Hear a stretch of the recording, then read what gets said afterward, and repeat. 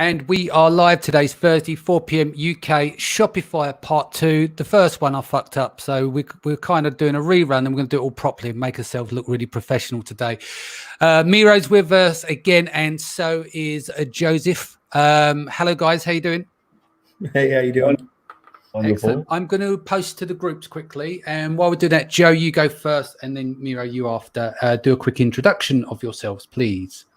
All right. I'm Joe Reichfeld. I own Ecommerce Optimizer. I am a consultant and coach, and we also have some workshops on the site. We work one-on-one with sellers and help them dominate their niches, both on Amazon and off. We work with a lot of worldwide sellers and multiple marketplaces as well. Superb. Miro, you're going to give a little bit of background on yourself as well. I know you was on last week. You're more of a seller, aren't you, in terms of in what you do, but you've kindly to come on and you've got a massive list of apps for us today, haven't you? I do. Yeah. My name is Miro Posvic. I've been an Amazon seller for about 6 years. I've been using WordPress sites for a long time. I switched over to Shopify last year. I've been able to take my Shopify from 0 to mid 6 figures in about a year using a variety of strategies, prayer, and luck. So yeah, I like that one. What I can. Yeah. So hopefully. Excellent. All right, quickly say some hellos to people in the group. 1 second. Let's just pull these up. So, morning, Tiff. Hello, guys. Abu's back. Hello, guys, from Grimsby. Selva's back here from Singapore. Actually, I got a message about opening up a Amazon store in Singapore today. I don't know if you got it from your US account. Any of you guys that come in today? Florence here. Good morning, you three. Won't be able to stick around for long today, but I will watch later. You're more than welcome. Joining here is Ben. Pat Taylor's back. Patricia's back. Roger Percy here is also back joining the feed. Right. Ramez is here as well. Who else have we got? Nikolai is here. Hey, everyone. Owen Barrels is back. So hi, everyone. Morning, gents, says Patricia. Right. So let's get going. I'm really excited about today because obviously we're a bit more organized. I was just chasing my ass last week. We had Joe, we couldn't get him in the room. We had you telling your story, and the other guy, I was messaging in the background whilst asking you questions. So we're going to look a little bit more professional today. Do you want to pull up your hit list of Shopify apps and go through them quickly? And then we're going to move on to some stuff with Joe. All right. We have I shared a PDF of my Shopify apps that I use on a regular basis, and I gave them to Danny. Danny, are you going to post them in the group with it? Yeah, I'm seeing if I can do this. I might have to post these actually cut and paste, but I'm not sure if I can upload with this. Let's have a look. Let's see if I can copy it. If I can just copy it and just post as all, it should then hit. Okay. Yeah, I got it. All good. All good. Okay. That's posting now. I'm going to go through all of them because a couple of them in there, I honestly don't know what they are. I think my developer put them in. Yeah. But I'll go through the main ones I think are important. I'll keep it brief and just say what it is and why it's important. Yeah. The first one is the Bing shopping feed. We don't sell a lot through Bing, but for some reason, the people from Bing convert it like 23%. Right. Okay. So it's not a lot of volume, but they buy. So we'll take it. So again, that's an easy one. The next one I have is a Codisto link. This is basically a software link that allows you to pull orders from different Amazon platforms. So if you're selling from Amazon, like we sell on Amazon in Australia and other countries, so we'll actually pull the orders into Shopify. And that way, if your warehouse links up to Shopify, you can use that as your hub for your order fulfillment. Okay. Yeah. The next one we use is feed for Google Shopping. Google Shopping is really important. I don't know if you guys caught this or not, but Google is now going to do Google Shopping ads for free for all sellers. Gotcha.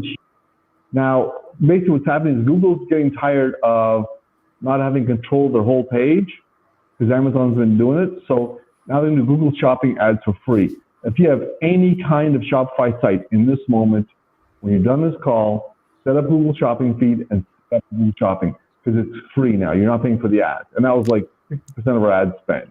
Yeah. So that's a huge one. The next one is Kit. Kit is one of these little marketing apps that comes with Shopify. Enable it. It'll send cute little notes to people. It automates a lot of the, hey, you forgot your card, come back and buy, that kind of stuff. So again, that's free. That's usable. We use Loox, Loox. That will do reviews. So it's an app that organizes and puts the reviews on your site. We also use one that we started that I think is kind of cool. It's Shoutout. And Shoutout allows you to set up an entire self-contained affiliate site. Okay. So it's a one-page thing where basically people can set up an affiliate site, pay the commissions, and handles everything. And it's not huge, but right now I just looked up the site. I have probably $1,200 commissions to pay out in the last 30 days. And that's amazing. I mean, I've got maybe a half dozen guys that produce sales, but these are free sales. You know what I mean? Yeah. And the app is, I think it's like $30 a month or something. That's a good deal. One of my best apps, I mentioned it earlier, was the Smart Search and Instant Search. Because I have so many products, a big problem I have is handling, the logistics of how do you catalog that? Yeah. And the Smart Search program, so let's say I put in something like, I sell supplements, right? Yeah. So I put in something for headaches. It will bring up the 3 products for headaches. It will bring up all the articles and blog posts for headaches. And then like anything else that is rated. So it's a very, very smart and very clean way of organizing your product, of having people find the product they want on your website. And what else do I have that's exciting? I have a Walmart integration, which is, because I also sell on Walmart.com. Do you guys talk about Walmart.com at all or no? We haven't, but it would be good to cover it. You can mention it now, but I'd like to do a show on Walmart at some point, like in its entirety. Yeah. Okay, I'll give you a 1-minute primer. Okay. Walmart.com is a going market, and they're using computers, I think, from the 70s. Yeah. Okay. So any kind of, Joe's laughing because that's what I'm talking about, right? Any Walmart interface, it should have a 3 or 4 drink minimum. Yeah. These guys do as good a job as you can do, but you cannot run a Walmart operation without some kind of software. You can't do it directly with their platform. You can't. It's impossible. You can't make changes. You just can't. Yeah, it looks pretty, but it's worthless. It's completely worthless. You can't even search products. You have to scroll through 10 pages of stuff to find. It's very bad. So the Walmart thing will save some of your sanity. Not all of it, but some of it. But that's a quick rundown. Did I go too fast, Daniel? Did I give you everybody just No, it's fine. If you picked out some, is there any more that you want to add in there that you can, speak on a little bit more? It's up to you.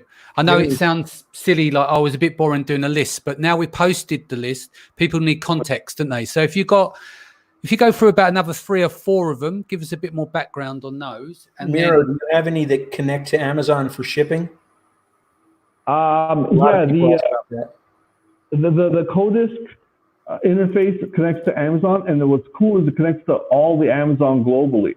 Like right now, we're selling Australia, a little bit in the EU, and I'm looking at the Middle East and Japan. That Codisk software will allow you to pull orders from the different platforms. So it's really, really cool.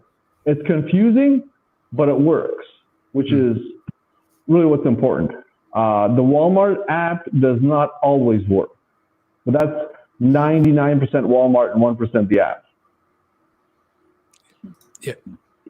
So yeah, that's the main ones I think are really important. I have like some page builders in there. I've got unlimited bundles and discounts, which helps you put bundles down. I got one for Discount Ninja for setting up coupons and discounts. I had one that did like gift cards, that kind of stuff. I've ended up taking a lot of this stuff off. I've kept what's been working for me, right? Some stuff may work better for other people. This is stuff that's been working with me and that I'm pretty happy with. I always look at what's my return on investment. The shout out link is giving me, as far as I'm concerned, it's free sales. I have my VA in the Philippines. Once in a while, she'll go through the list and, tell someone, hey, come join our affiliate program. But that's pretty much it. That's been pretty much free sales. Gotcha. Mira, is there a plugin that you prefer for schema? I'm not sure. What do you For like markup. the microdata and the structured data that gets sent to Google? What I've noticed in the last couple months is schema.org made some changes to how they expect the code to come across, and it's not updated in Shopify. So the 3 sites I've been in the last couple months, they don't validate for structured data, and that's where you get your snippets on Google and Right. the other sites. I'm using the Google integration for that. Mm-hmm. Google integration plugin does a pretty good job. My Google guy has to go in and just kind of tweak the files a little bit here and there, but for the most part, it's a pretty clean thing. On our last conversation, we talked about this. Danny had asked, what's kind of the main things that are required to be successful on Shopify in this kind of environment. So I'm going to kind of touch on that for a minute. Number 1, appearance. Your site has to look professional, has to be visually appealing. Lifestyle images, that's number 1. Number 2 is flow. You have to remove barriers for them to buy from you. The checkout can't be a 14-step process, right? No. You got to make it as clean as possible, just basic e-commerce stuff. And then the third thing, and we talk about this stuff a lot, is the quality of your products.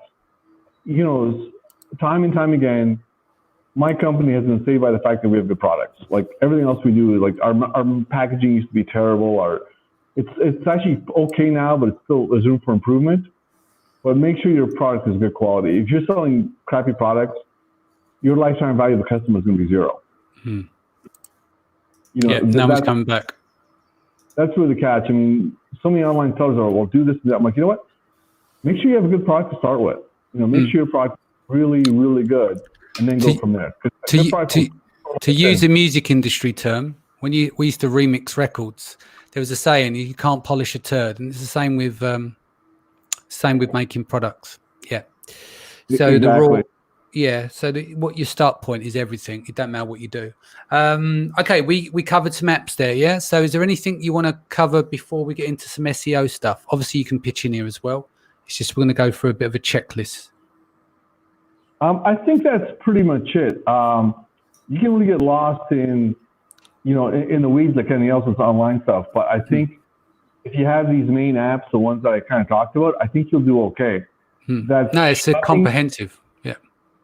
Yeah, the shopping feed is huge. I mean, like that's something you put on your list for like today if you don't already have it set up. Well, you've already dropped a big one today by telling everyone that Google Shopping is now free, which is pretty stellar, I didn't know that, but that's only happened in the last few days, isn't it? Yeah. So now, who was it said the other day? I think it was Matt Phipps messaged the other day from memory saying Shopify now has a 90-day free trial, so it's been extended. And now with Google Shopping, you've got no excuse, have you? No, not at all. You get it up, make it pretty, and get it out there. Yeah, sounds good. Cool. Right, Joe. Something else people don't realize is if you export your Shopify database, your product database, you can change the column headers on 3 columns and eliminate most of the others and send a link to Pinterest, and they will automatically create product pins that are buyable. Excellent. That's cool. Yep. Yeah, so if you have a big catalog, it takes care of it. Sounds good. Should we get on to SEO? Sure. You ready, Joe? Yep. That rhymed. I'm a poet and I didn't even know it. Right, on page SEO. Let's go. Okay. Shopify is pretty good for SEO, but it's not the best. And there's some misconceptions about SEO. A lot of people will get a site like Shopify or a WordPress site. They'll start their site. They either don't do SEO or they do SEO, and they just look at these big shiny words that everybody puts out there: on page, off page, backlinks, and all that stuff. Well, it's taken wrong. People don't necessarily understand how all that works. But there's one thing that's really important. everything you put online, whether it's on Amazon, on your website, a comment you leave in a group as your business, put it there from the standpoint of SEO. Use keyword phrases, use backlinks to your site, everything that represents your company, expect it to be indexed by Google and come back to you. So if you're talking crap to somebody, or you're in some place that you might not want your business name associated with, like someplace on Reddit or whatever, log out and log in under your personal account, because that everything stays. So, when I answer questions on Quora or Reddit, those are high quality backlinks. So everything should be SEO. But the other part people don't understand is, they have on-page optimization, off-page optimization. Backlinks are a big Google measurement for ranking. If you have a great site and you have killer content and people are coming to your site all the time and interacting with your site, Google is not going to penalize you for having no backlinks.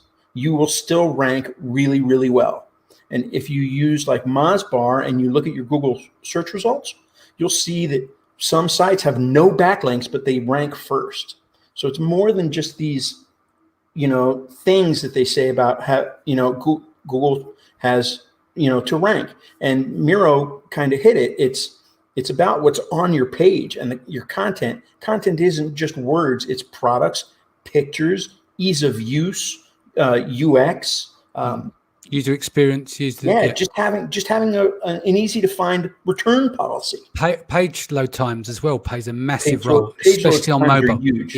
Yeah, page load times are huge, and in particular, Shopify can be really slow with page loading. WordPress can be really slow with loading. I mean, out of the box, they're both kind of slow. It's something that you really do need to look at and focus on. There's some easy things you can do to Shopify to speed it up. Different code. You can preload your CSS just using a prefetch term in your HTML. There's several easy things you can do, and there's a Shopify programmer. He goes by it's FD Shopify, and he has some snippets that you just copy and paste right into your site, and it'll speed your site up, which is really important. So on-page SEO, it comes down to your actual listing and the data that people see on the page, but also the data that people don't see on the page. And it starts with your URL. Something that Shopify is awful with is they take your title and they turn it into your URL. So if your title is 1965 to 1970 Chevy Camaro seats, that whole title is going to be in your URL. That is not an SEO optimized URL, and Google will actually hold it against you. You need to scroll down to the bottom of your product page and edit your URLs after you start your post, and make it your final file name should be your keyword phrase for that page. Nothing else. It shouldn't be your whole entire title. Amazon does it. WordPress does it by default. They all do it. And those are not SEO optimized whatsoever. And most SEO measurement programs will knock you for it, and they'll tell you. Can I ask a quick question? Yep. We're talking on page SEO. How do you structure your keyword research prior to that? Obviously, because you're going to weave in the keywords in the title, first paragraph, etc. when you're bolding and backlink. Can we have a little chat about that as well, of how you would go about doing that?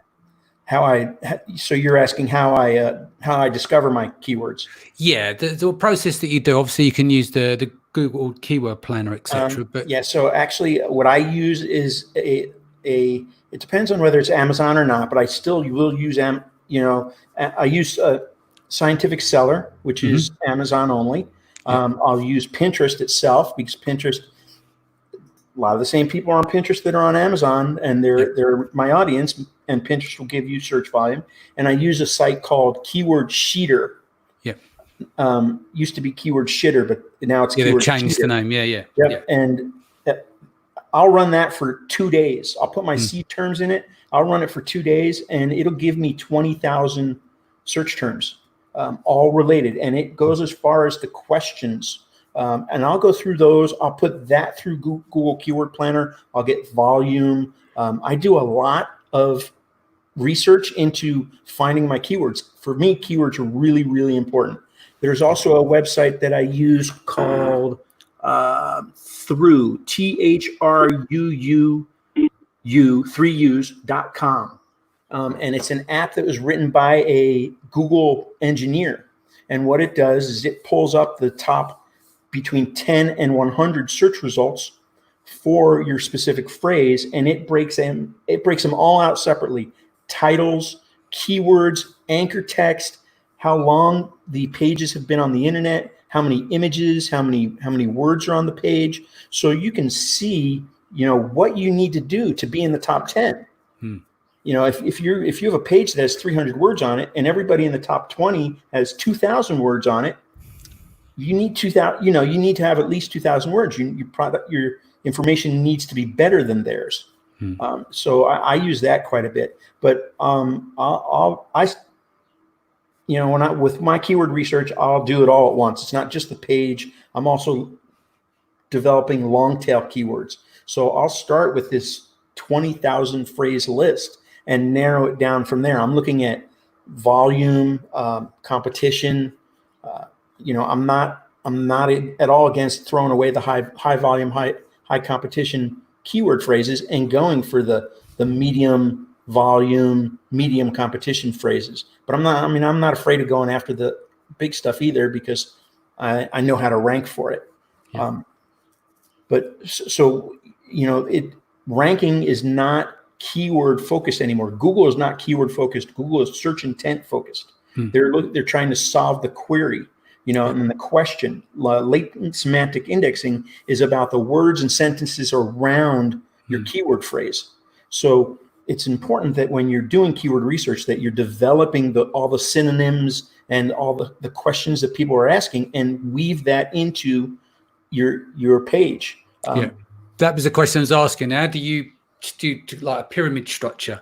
Do you do it by search volume first and then build your way down, or relevance first? What's the way that you operate? And like you said, do you leave out head keywords that you're not going to rank for because they're grandfathered in, they've already got backlinks and stuff? So are you looking for bulk in the long tail and get...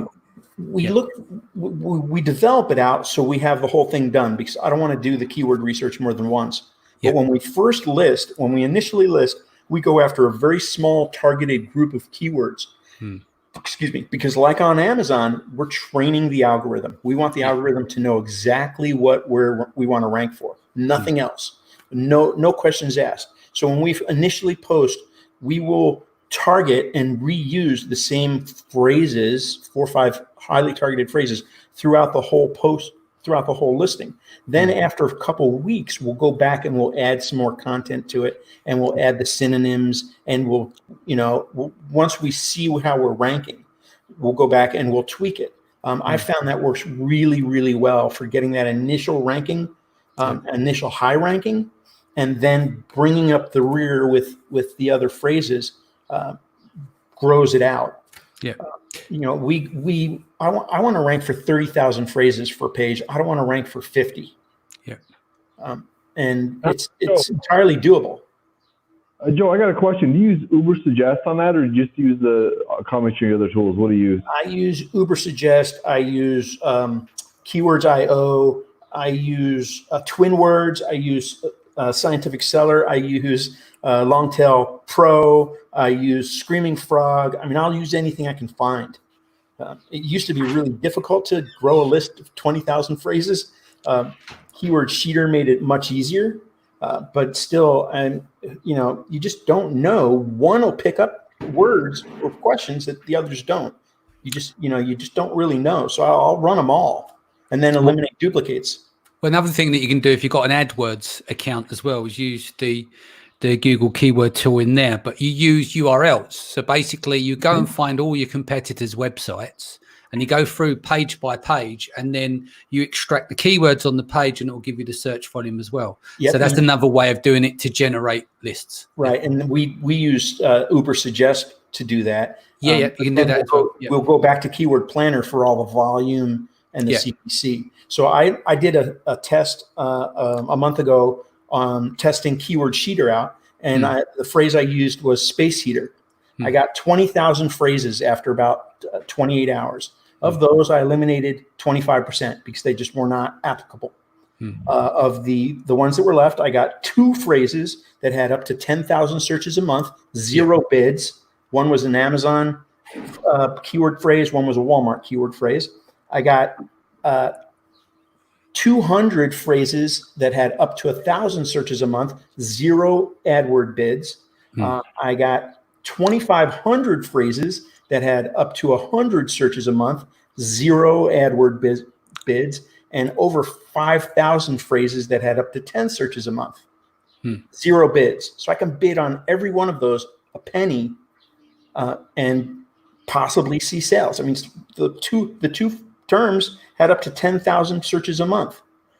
I can't go wrong with that. If I get, it was over 7,500 phrases I can bid a penny on, long tail. If I get 1 sale per phrase per year, that's 7,500 sales I wouldn't have had for pennies.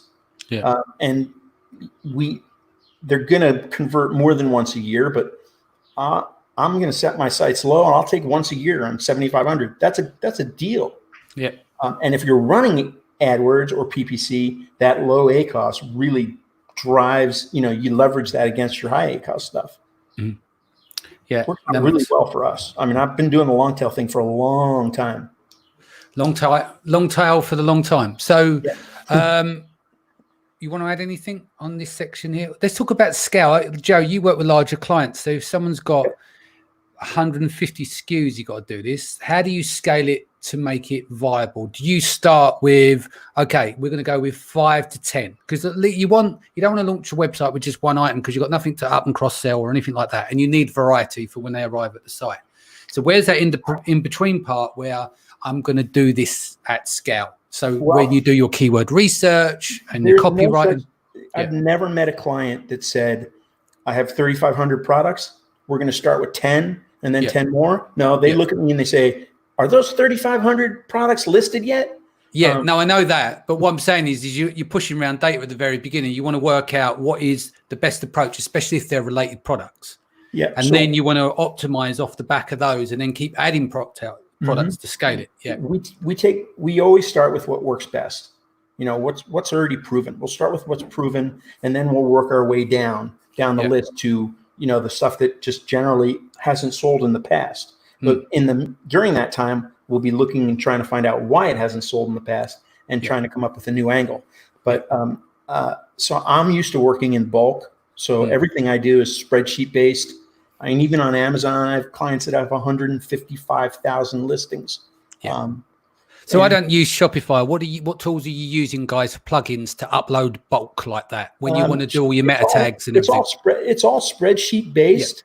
The one thing that blows about Shopify now, though, that I noticed is Excel and Shopify don't really communicate that well, and it blows out your images out of the feed. So we use Google Sheets, but I'm real good with formulas and extracting information from other pages. So for me, putting it together is fairly easy.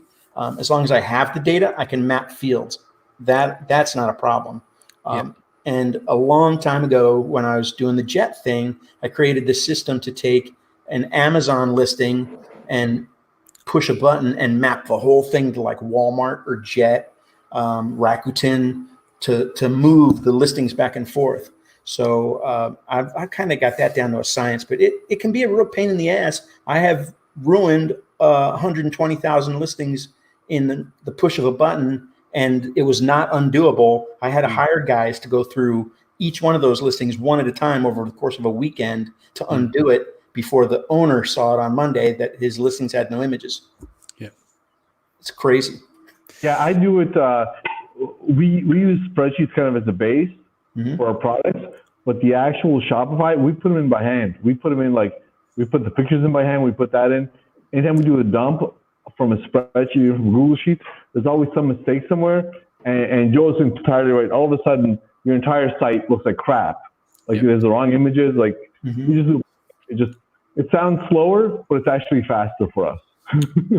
What about, you've got a large site, haven't you? I think you said 140 products plus. How are you setting up your navigation structure? Because that's important. We haven't really gone into information architecture of the site and stuff. We've just gone straight to one page. But when it comes to navigation, do you have a breadcrumb navigation set up? What have you done in terms of creating verticals for your products and stuff? Our products we have three main categories. We have like miscellaneous products, which are tablets. We have some products that are like little pellets and some that are liquids. But on the liquid side, we have 300 different ones. Really, we use that search, what's it called? That smart search feature, and that has solved most of our problems. People will actually just put in the topic, hey, I have headaches, I have this, I have that, and that actually works really well. We sell like a cloud thing where we had them, women's health, men's health. We sell those categories, but in real life, they're not used that much. People just search what they're looking for and it'll come up. So that's been really, really helpful, both for them and for us. So I have a client that has auto parts. They've got 3,500 parts that fit 63,000 different vehicles, year makes and models. And that, if you're looking for a part for your 1974 Pinto, you better find the right part. So we created a separate MySQL database for search that searches out and drills down with the fields, and that's actually separate on the site, and it works really, really well. Shopify, you're not going to find a platform that lets you use their MySQL database. You have to have your own separate database for security reasons, and it works really well. But it's really difficult to classify that and to get that into navigation. So, and you go to these sites and they've got these drop downs that go on forever and stuff. And it's hard to get that to work, and it sucks on a cell phone. So we break out our categories into 3 or 4 categories, like Miro said, and then, from there we drill it down. But it's really overwhelming for people when you have that much data there. Actually, let me throw something in here, which really surprised me. I'm a computer guy, and I'm 50. I can't see this crap on the cell phone no matter what, right? And I am honestly shocked. Like 80% of our sales come off a cell phone.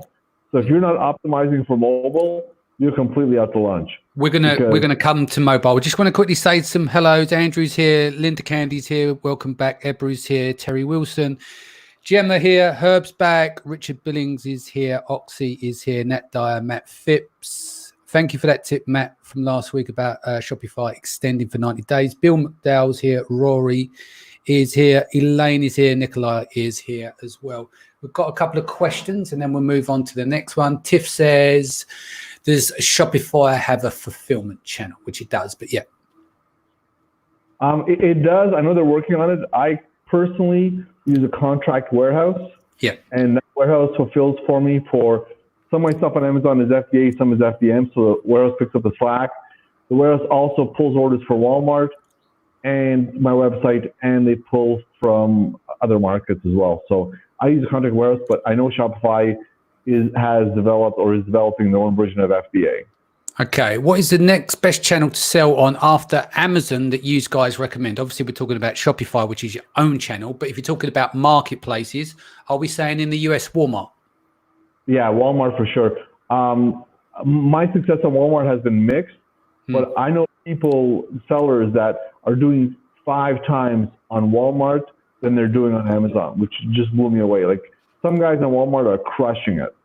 Do you know what? I think across the board, someone's telling me the other day, and I can't remember where the data came from, so you may need to correct me, but Shopify traffic's gone up. A lot of off-Amazon traffic's gone up because where the lack of non-essential goods, because they weren't being shipped in. So Amazon was selling essential goods only. Then they're running out of stock. Then people going off Amazon to buy elsewhere for essential and non-essential goods as well. So it's had a good impact as well. For other verticals off of Amazon while this pandemic's been on? I think so, because people are creatures of habit. But I will tell you this, the last Amazon conference I went to, the Amazon staffers, when I told them I sold on Walmart, the room just went quiet. Amazon is afraid of Walmart. It's the only time I've seen those guys rattle. They're concerned of Walmart. They really are. Matt Phipps says Etsy is our number 2 for sales, Yep, but again, right. depends on your products as well, because Etsy, there's a lot of handmade and stuff. Tiffany says, yeah, that blows my mind. I buy things on Walmart.com to sell on Amazon. And then Selva is asked, does Walmart accept international sellers? They barely accept national sellers. I have no idea. They're so hard to work with. They're really random and hard. And their back end's worse. I don't use Walmart, but their back end's worse than Seller Central as well. Oh, it's atrocious. Yeah. It's got an interface only a mother could love, isn't it? Yeah. And not even the appearance of it, just like you will sit there and, okay, I'll tell this quick story. So Walmart had announced some big changes to their platform. This is about 6 months ago. And they had a Zoom call.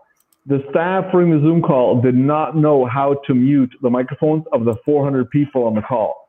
So we're on a Zoom call with 400 people, and all you hear is burping, farting, everything else. But you got to listen. They're telling you important stuff. So that kind of gives you the idea of they're 5 years behind. Like, they're operational, they're people, they don't know what they're doing. Yeah. Yeah, they told me that I actually broke their back end one time and took the whole site offline. So it was you, really? Joe. It's your fault. Yep. Yeah. You were site bombing them. Did you get some? You got some hackers to go at it. Social optimization. We've done on page. We've done off page. We've done navigation. We've done.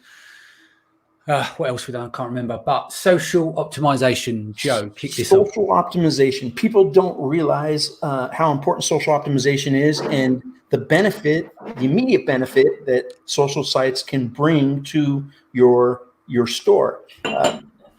Backlinks are everything, in a lot of senses as far as ranking goes. When you first list and you open up your social media sites, go to the bio of every one of those sites, and on the second line of the bio, you need to have a link back to your website. That is immediate high domain authority backlinks like that you have now to your website. I'd create an account on Medium, Quora, YouTube, Vimeo, all of those sites. Google sees them as high domain authority sites. It's really important that you do that. We also take like all of our instructions for different products. We turn them into PDFs, and in the PDF, put a link to your website, and make that link a bit.ly shortened URL. When somebody opens that PDF, and this works for Amazon listings as well. When a buyer opens that PDF 6 months from now, 5 years from now, and double clicks that link, Google sees it as a high domain authority backlink. It's free. It's free money. I mean, backlinks are difficult to get, and these are things that you don't have to bribe somebody or pay somebody or anything like that. I would make PDFs out of every single instruction set that you have for your products. Even if you only sell on Amazon, put your Amazon links in there, and share it with all your clients. Put it on LinkedIn. Put it on SlideShare. Put it out there, and those are high domain authority backlinks. Same with Google Sheets and Google Docs. You can publish those and make those available on the internet. Put your links on those. Google has Google bookmarks. Bookmark your pages. You're leveraging Google's own high domain authority to get it on your own site. Because when Google sees that Medium links to your website and it sends some traffic there, it increases the domain authority of your site, which increases the ranking for all of your keywords, which carries right into sales. That's really important. I mean, everybody thinks, oh, social, I got to do this, I got to do that. Start there. If that's all you do, it's really well worth it. The other part is, you have Facebook. Facebook doesn't like sending people off of Facebook, and they decrease when you put in a URL right in your post. They decrease the amount of people that will see your post. So you have to be creative about it. Don't put the URL in the post. Put the URL in the first comment. And then they don't see it as you're sending people off of their site. Pinterest, on the other hand, could care less. They want you to link to your website. They want people to go from Pinterest to the website, and they're fine with it. But most sites are very they're very strict about sending people off of their site. I mean, I can understand that. It's business. Google owns YouTube, Blogger, and all the different Drive properties. Get links on those properties. There's nothing better than a Google link as far as backlink and page authority goes. So what we'll do is we'll link them to each other as well, because it brings even more page authority to it. The term is called Google stacking. There's a way to do it that is black hat. There's a way to do it that's not black hat. It doesn't make up for good backlinks, but it helps. When you're brand new, you need that stuff, or else nobody's going to see you. The other thing that is really important for us is guest posts, be it on social or on other websites. So you don't have traffic on your own website, but there's other websites. We're all looking for good posts to add to our website. So, I mean, some of the biggest sites, Neil Patel is known, he's as famous as he is because he started by getting other people to do guest posts on his site. He paid people with a lot of influence to come do guest posts on his site to build up his site. He knew nothing. He learned from them. That's how he made his money and how he became famous. So you go to a site that has traffic and get a guest post on that site. Most of the time, they won't even charge you, and use that to build your own traffic. It's a really easy way to start getting traffic without spending $1 million on pay-per-click. Guest posts are really big. Google just recently tried to kill guest posts. They killed paid posts. Don't do paid guest posts. If you do, it's gotta say it in the post. They're not stupid. They can tell that stuff. They will penalize you. But Google years back, Google said, "Oh, no more press releases, no more PBNs, no more." They keep shooting down these things. Well, what it is they're shooting down people that put 100% of their effort into this one thing. All I do is press releases for backlinks. That it looks like that's all you do. They're not natural. Don't do them all. Don't only get blog comments. Just get a few of them. Get a few press release links. PBNs are okay. People do really well with PBNs that are legit. A few links from a PBN aren't going to kill you. All of your links from a PBN or all of your links from guest commenting, that will negatively affect you. Indeed. It's called the web for a reason. You need to get all these touch points out there because the goal is, 7 to 21 interactions with a buyer to get them to trust you to buy from you. Yeah. I've got a few questions here. Jason says, trying to weigh up the cost of my own warehouse versus 3PL. Any of you doing both? What did you guys look for in a good 3PL? I think what's happened now with 3PLs is that everyone's having the same idea. So there's a lack of not a lack of good 3PLs, there's a lack of opportunity, because if they're working on skeleton crews because of the virus and more people looking for 3PLs, you're going to get pushed to the back of the queue. The other thing is margins. Really good one. Yeah. Rakuten, in the last year or two, they've built fulfillment centers in every single state. They can deliver nationwide in one day. Right. If you're doing volume, they're well worth it. They've got some startup costs. It's like $1,250 for their software, another $500 for onboarding. They'll waive the software if you're doing any volume, but their pick and pack is like $1.50. That's so great. If you're doing 2,000 orders a month, it totally covers the fees. And I mean, Rakuten is Alibaba. It's all the same company. They've got their shit together. Their software is really good. Cool. There's your answers there. But if you don't do Rakuten, people are running into problems because sometimes they're running on a 3PL. You can't get the margins right. It's actually cheaper to ship FBA than it is to use a 3PL. So it comes down to a multitude of things as well. It sure does. Henrietta is saying, I've just added my Shopify's product catalog on Facebook and are waiting for Instagram's review. I can't seem to do the same on Pinterest. Is there a way, Joe? Yeah, if you go into Pinterest and go into the help section under advertising, there is a template, a template that you can download.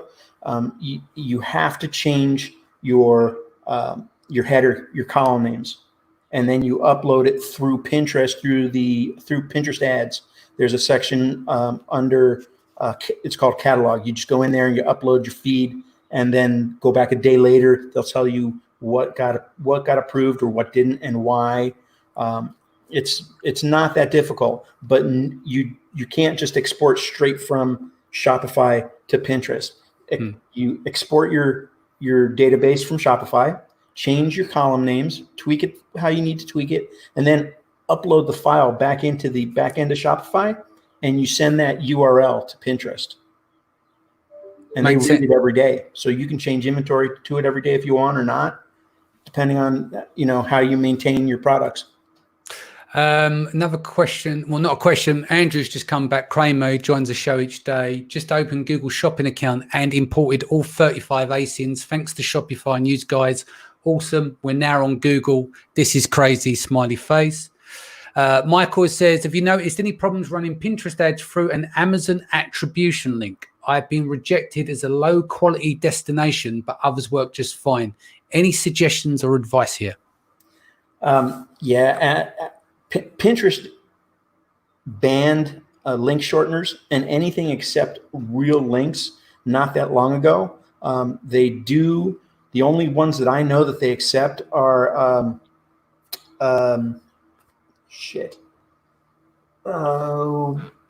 zone pages, and I think they accept Pixelfy Me. They don't. They do not accept the attribution link. So one way to do it is send them from Pinterest to a landing page and then use your attribution link. Anything that came through that landing page came from Pinterest originally. Yeah, so sideways move, but obviously gets around that. Owen says, never mind nuggets. This session's been a gold mine. Much appreciation, guys. Well, Owen, we fucked up so badly last week. We had to come back hard and come back with great content, or I believe to be great content. So I'm glad you enjoyed it. Joe, covered a lot of the questions now. I think we're going to have to do a part 3. We're coming up to 47 minutes here. So after launching, so we've done on page, off page, social optimization, and now after launching. Okay, after launching, go to Google, set up Google Analytics, and set up Google Search Console. When you create a new product, as soon as you post it, you have a couple things you need to do. One is pin to Pinterest. You're telling Pinterest that you own this listing. This is what it's about. This is how you want it classified. The other thing you want to do is set up Google Search Console. Take your URL, go to Google Search Console under URL inspection, put it right there, hit check. It'll come back and it'll say, this URL is not in the Google index. Would you like to schedule it for indexing? 24 hours later, your page is indexed in Google. That's really important. Otherwise, if you just sit around and wait, it could take 90 days to get indexed by Google. Bing, same thing with Bing. You can do the exact same thing with Bing to get it listed on Bing right away as well. I mean, for me, is it still the case with Bing? Well, I'm going back some, but the reason why Bing can be good for an older demographic, for those who are using a PC, Bing is the default search engine. Is that still? I use Mac, so is that still the case? Which is, giving grandmas. Yeah. You got it. Everybody, like my mom, she's on Bing. She can't change it back from Bing. Every time she does something, we change Google, changes back to Bing. So. Then Bing will give new advertisers $100 3 different times. Danny, can I share a screen for a second? I just want to show something, if that's cool. Yeah, that's okay. Yeah, of course. Okay, so I'm going to show here my screen here. And this is just for 2 seconds. Like, we have a tendency to kind of wait for things to be perfect. And I've got an image here. Tell me if you see it. Can you guys see the bottles there? Yeah. Okay, this is how I started my products over at the left. I printed off my laser printer using Avery labels, and along the way, you see how in the last couple of years, our products have become more polished and more professional. Mm-hmm. And really, I guess my point of showing that is we're just saying, hey, don't wait till things are perfect. Don't wait for the perfect time. Get it out there, start learning, have an evolution of your product and get going. Yeah, get where you can get going. Is that point of iteration, isn't it? It's like you can go and build something really big, or you can just start. I've said it before. I had a startup business where we were like doing like it was a social network magazine. It was all to everyone. It was a fucking nightmare. Spent 14 months in stealth. We burnt about £500,000 on it. But then after learning all that, if I wanted to build a business, all I'd do is build a landing page, write the copy, get the images done, send some Google traffic to it, and then put a phone number on there and learn. And if it was going to be a business, I'd find out by spending a few £100. So it's the same with everything. You need to have the initial idea, have enough on the bone to make it interesting, and then iterate from there. Yeah, done is better than perfect. I have, we're starting to do some wholesale business now. One of my wholesale accounts went from 0 to 150 up to $500,000 in like 18 months. And the same thing, she was stuck in the super trying to make it perfect. I'm like, it doesn't have to be perfect. Just get a website. I saw one of the questions came up when the thing was, can I start with one product? Absolutely, you can start with one product.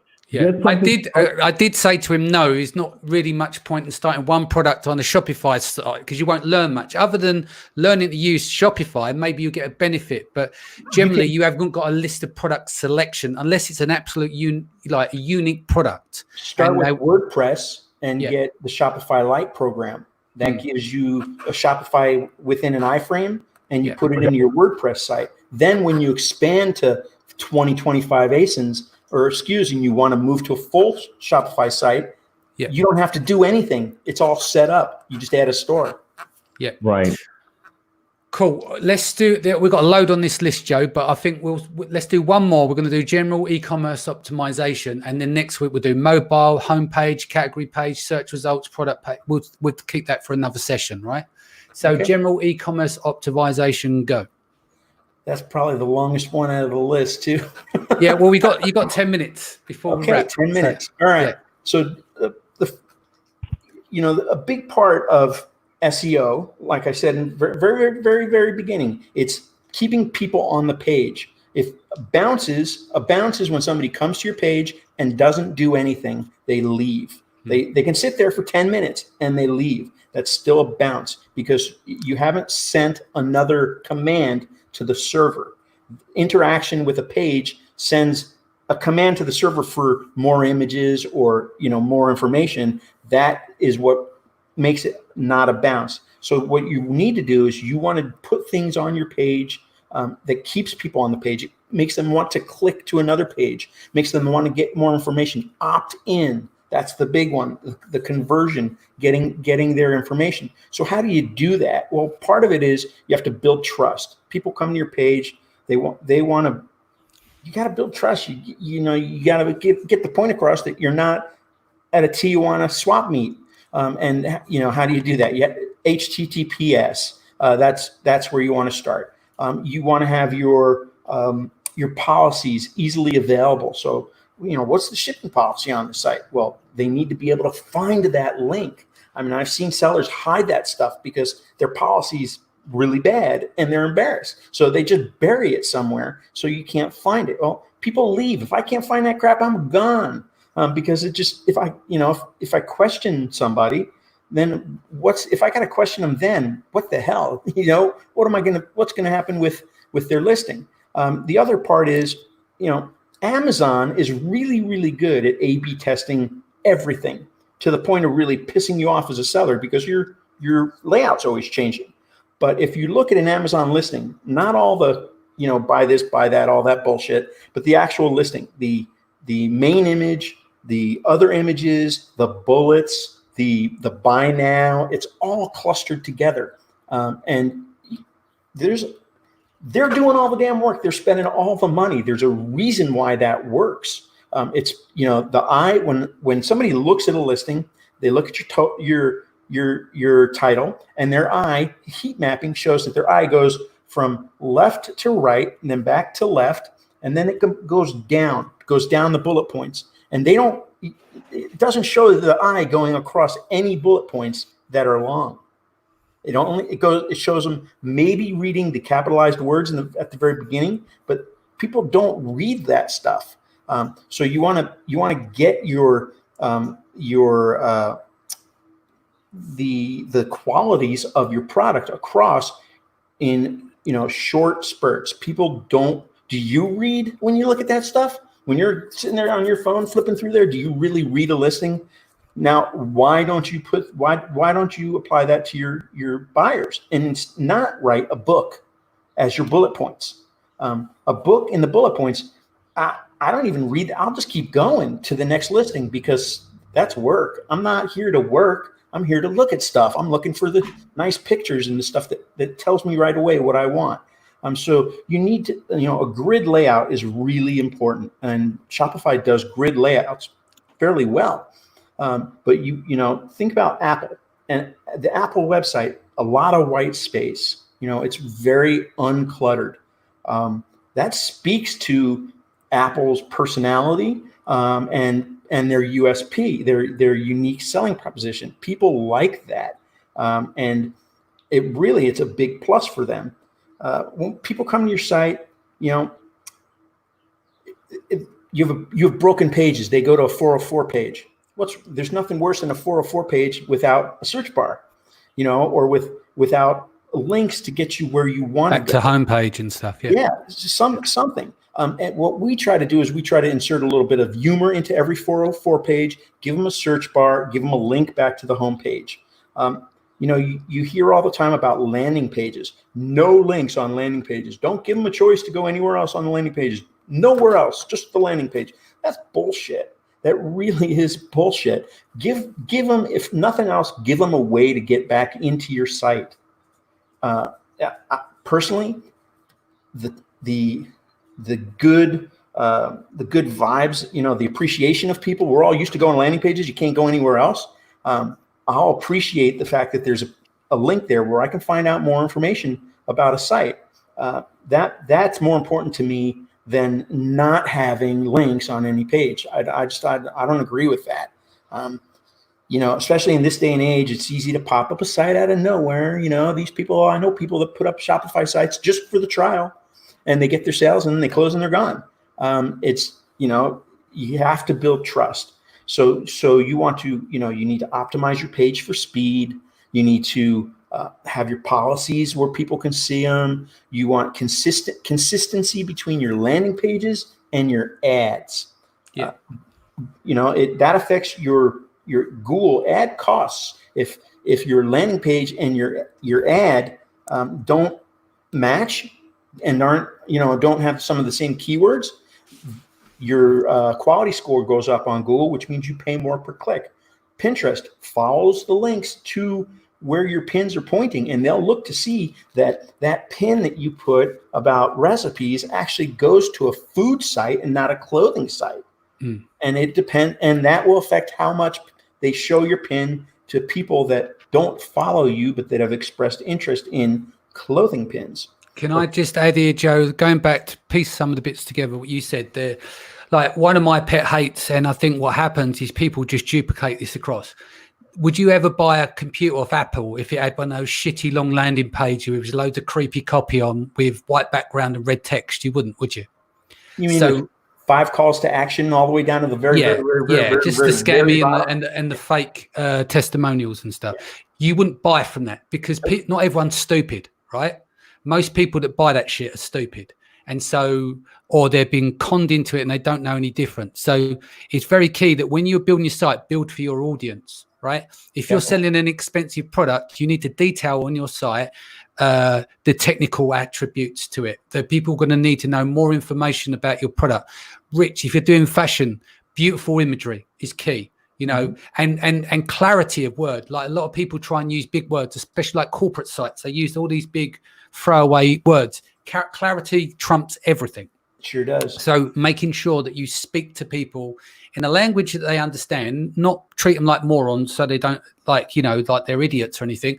It's about communicating to your audience in the right way. If you're selling like shitty courses, and ebooks and stuff, then that long scammy landing page stuff can work, right? We know that. We've seen that. That's marketers selling to marketers.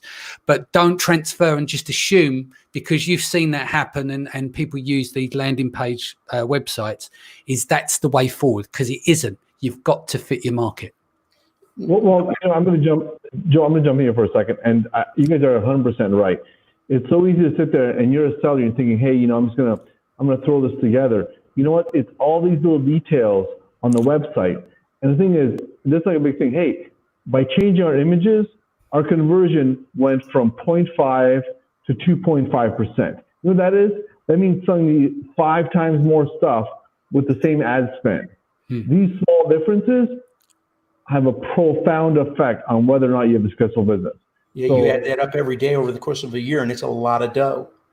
It is a lot of dough. Our conversion rates for some of our products on Amazon are really high. I mean, my ACOS on some of my products is like, I'm paying I think $1.20 to generate $800 in sales. That's mainly because we're in small niches, right? But it's a matter of make sure that your pages are, you're right, communicating in plain language. Your average person is a grade 4, grade 5 reading level. You're not impressing them by using big, giant words. You're going to lose them. Yeah, you chase them away. Yeah, that's so something that I'm real big on, and this is anywhere, Amazon, Shopify, any site, ads, all that stuff. Before we do any of that, we go look at who's doing it the best at the moment. What are people responding to in terms of ads, or who's selling the most on Amazon? If you want to compete at the top of page 1, your listing has to be better than the people that are ranking at the top of page 1. So many sellers never look at that stuff. There's no such thing as software that's going to tell you how optimized your page is. I can tell you I optimized your page, but if I'm sending a message to single girls with the text that's on the page, and the page is actually selling baseball bats, it's not optimized. Optimization is the only ruler for listing quality is conversions and how well you compete at the top. Right. I mean, it's funny for me for a long time, because I'm passionate about natural health and stuff. So every listing I had was a lecture on natural health and why it's better and how big pharma sucks. You know what? I couldn't give my stuff away because I wasn't solving anybody's problem. People don't care about my thoughts and opinions and my passions. Right. Can I solve a problem? Right. And when we change the focus to solving problems, our sales went through the roof. And that's the thing is, are you solving a problem for somebody? They don't care about you. Why would they? You're some weirdo on the internet. Yep. And that should really be part of sourcing your product is, can I solve a problem with this? It's a great USP. Indeed. Right. Let's wrap here, and then we'll come back next week. We've got plenty of chew on. What day is Thursday? So next Thursday, I'll put it in the schedule. So we'll do Shopify part 3. Anything you guys want to add before we go? I got masks for sale. Huh? I got masks for sale. You got masks for sale? Yeah, we won't be doing that. Sorry. In the feed here, let me finish off from who we got here. So Silver says, what is an acceptable bounce rate for a Shopify store? That's how long is a piece of string. Because if you're sending display ad traffic, your bounce rate might be 93% and you're still making sales. But organic traffic, probably 50, 60, would you say, bounce rate? Mm-hmm. Yeah, roughly. It's relevance too. Yeah, relevance. If you're drilling down the relevance, your bounce rate's going to be less. Okay. For me, it varies by product. I mean, some of my products have a high bounce rate, some have a low bounce. It's just, there's too many variables, but less is better. Yeah. Henrietta's got a couple. Before we go, I don't want to get in trouble with her. She'll be emailing me after asking me why I didn't answer these. So right now I'm using Amazon multi-channel fulfillment. Do you think I should do my own fulfillment over time? I have a new product being manufactured and can't set up the shipping yet on Amazon. And the next one was I'd subscribed and opened my Shopify store in July. Never did a thing until the last 2 months. And now with Amazon sales being so badly affected due to delivery delay, I feel this is the right route to go. But is such a slow grind, and hopefully it will pay off. Or any work you put in will pay off at some point. You just have to keep digging away at it. So who else have we got here? I just want to make sure we cover I want to it. address merchant fulfilled. Yes, go on in. If Shopify ramps up their fulfillment, Amazon will retaliate during Q4. They did it to Jet. They started interdepartmentally shipping all the Jet boxes and Walmart as well. So you weren't getting your tracking number until the box hit the final city of delivery 4 days later. What does that do on Jet? That gets you suspended. What does it do on Amazon or Walmart? It gets you suspended. Be careful. Well, okay. Also, Walmart forbids you to use Amazon fulfillment. And now they do, yeah. If it shows up in an Amazon box, you're going to shut off your account. Just as a rule of thumb, don't trust Amazon. Yep, exactly. We'll finish on that. Don't trust Amazon. Yeah? Cool. Guys, lovely for you to join us again. Tomorrow, I've got Steve Simonson here and some guests. We're going to go 0 to 500 million and managing some teams, or how to get there managing the teams in different stages. So that'd be an interesting show. And then on Saturday, we've got part 6 of our Women of Amazon. And then on Sunday, we're doing Mindset Sunday again. This time, me and Liran will be breaking down the Naval podcast. Anyone check that out? Go and listen to it. The guy is absolutely amazing. So we're going to take some passages from his podcast, a minute or two, and just go through and break it down. Very sharp guy. So yeah, gents, thank you. Again, everyone, stay home, stay safe. Much love. See you tomorrow, 4 p.m. as usual. Take care. Thanks, Dan. Thanks, Miro. Thanks, Joe.